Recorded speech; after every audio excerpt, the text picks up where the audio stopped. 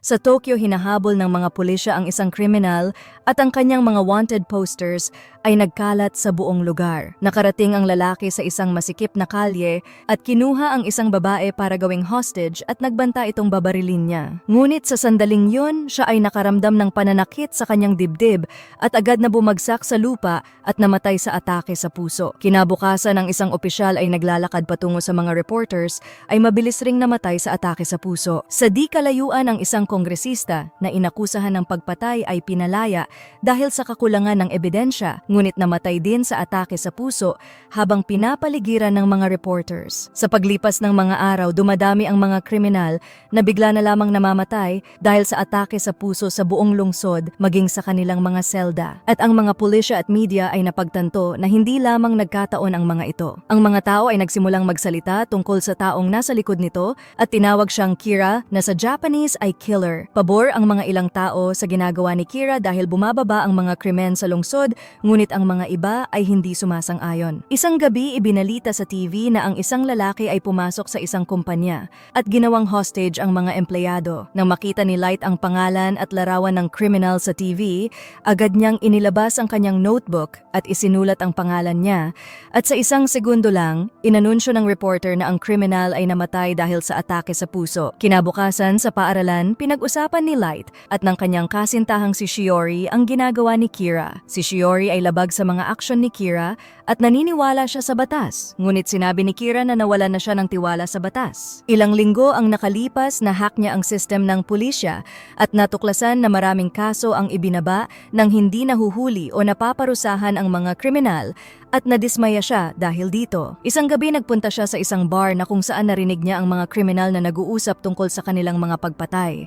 Hindi nagtagal ay napansin nilang nakatitig si Light sa kanila at pinagbantaan siya at sinabi nilang walang sino mang makakahuli sa kanila. Nang makaalis siya sa bar, itinapon ni Light ang kanyang logbook sa isang tambak ng basura dahil naiinis siya sa kasalukuyang estado ng batas. Sa di kalayuan, nakakita siya ng misteryosong notebook na may mga salitang death note sa pabalat. Inuwi niya ito at binasa ang unang pahina na nagsasabing mamamatay ang sino mang pangalan ang nakasulat sa notebook. Sa una ay di naniwala si Light, ngunit nang makita niya sa balita sa TV ang isang kriminal, agad niyang isinulat ang pangalan sa notebook para lang sa kanyang kasiyahan. Kinaumagahan, nagbasa siya ng pahayagan at laking gulat niya nang matuklasan na patay na ang kriminal. Noong una ay akala niya ay nagkataon lamang ito, ngunit nang maglaon habang siya ay naglalakad, nakita niya ulit ang mga kriminal mula sa bar at nagpa siya na subukan ulit ito. Isinulat ni Light ang pangalan ng lalaki sa notebook at sa kanyang pagtataka, biglang nag-collapse ang lalaki at namatay sa atake sa puso. Ngayon ay sigurado na si Light na makapangyarihan talaga ang libro. Binasa ni Light ang iba pang panuntunan.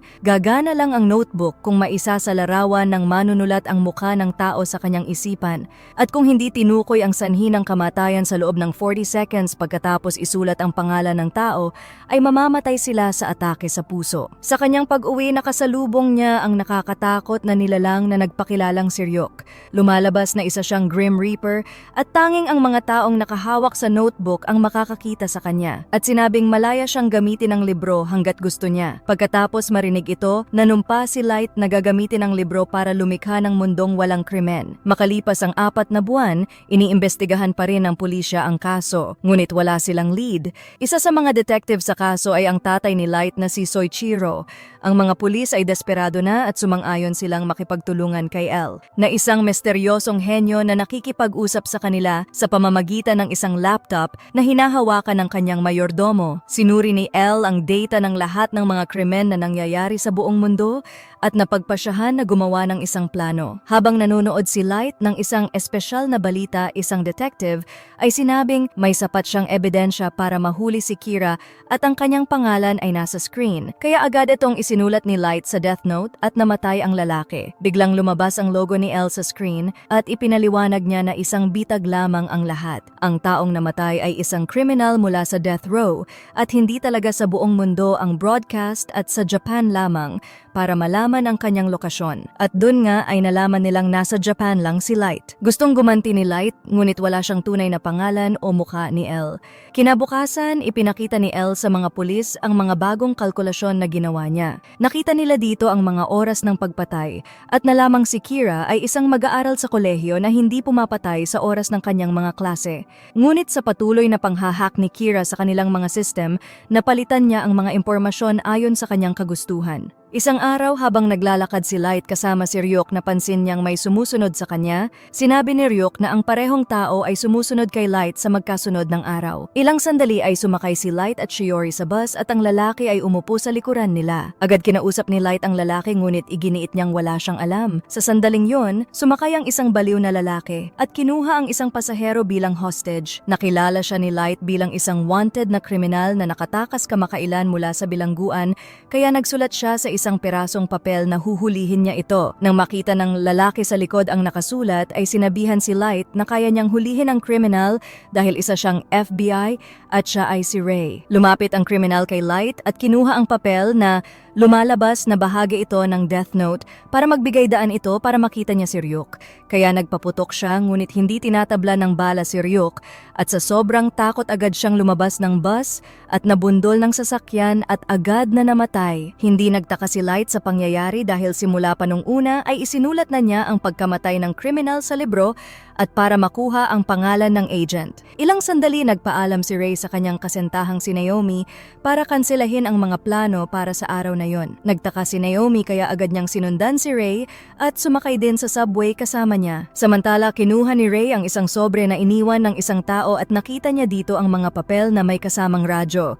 Sa sandaling yon, tinawagan siya ni Light gamit ang distorted na boses sa kabilang tren. Humingi si Ray ng patunay na siya talaga si Kira at agad niyang pinatay ang isang kriminal na katabi niya at sinabing papatayin niya ang lahat ng tao sa loob ng tren kung hindi niya susundin ang kanyang pag-uutos. Sa kanyang laptop, pinuntahan niya ang database ng pulisya at tiningnan ang listahan ng mga ahente ng FBI na sangkot sa kaso. Pagkatapos ay isinulat niya ang lahat ng pangalan sa mga papel. Ilang sandali ay nagsimulang mamatay ang lahat ng FBI agents ng sabay-sabay. At pagkatapos makita si Ryuk sa bintana, lumabas si Ray ng tren ngunit inatake rin siya sa puso. Pinuntahan siya ni Naomi sa kanyang tabi ngunit huli na ang lahat. Tinignan sila ni Light at ngumiti at ang mga binigay ni Light na papel kay Ray ay mga pahina pala mula sa Death Note. Ilang sandali sa may estasyon ng mga pulis, sinabi ni Shoichiro na ang kapulisan ay nanganganib dahil nagsimula na si Light para patayin ang ilan sa kanila. At dahil dito hiniling ng team na makipagkita kay Elle ng personal. Hindi nagtagal ay bumisita sila sa isang apartment